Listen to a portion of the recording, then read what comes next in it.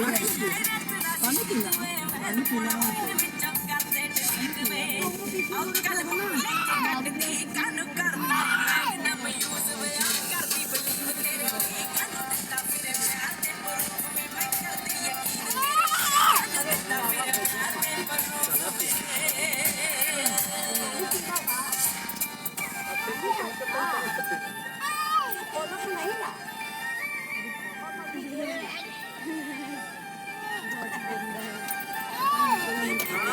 शुभम के पास है वो बोतल में वो ढक्कन से पिया जी।